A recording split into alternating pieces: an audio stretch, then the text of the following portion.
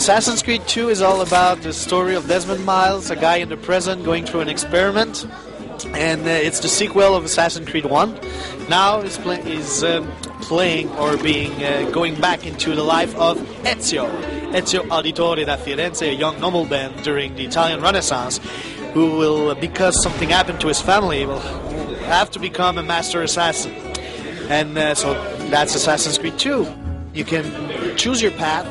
Like while I was showing you this demo, I used a gondola, I use a boat to approach the target, because I knew that with the gondola I won't be attacked because there's no guards on boats. So I used that tactics. I could have used the swimming tactics. I could have gone on the rooftop first and assassinating all the archers before going to my main target.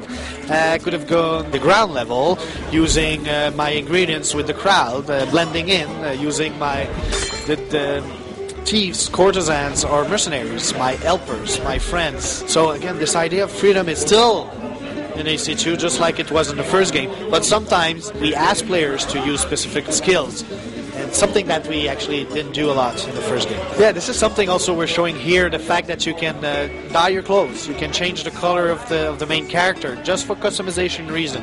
But something you can also use in the game is the fact that you can buy some armors. And the character we're showing today has like big shoulder pads and a big chest plate. And that changed the visual, but also gives you more health points. And so that's another example of the customization factor that we have in AC2.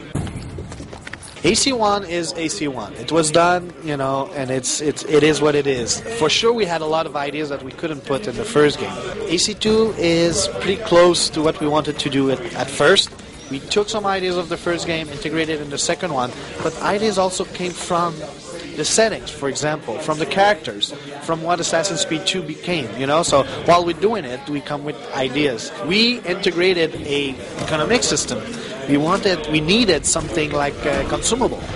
You say, oh, those helpers could be the one that you could hire and use the money that you have. And AC2 is pretty close to the first vision of what an Assassin's Creed game has to be.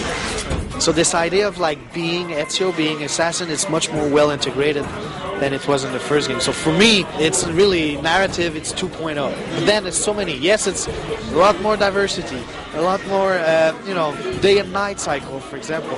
Italy is it's so beautiful. It's this idea of having to recognize the landmarks much more than in the first game. Assassin's Creed 2 is coming November 17th. It's on PS3 and Xbox 360.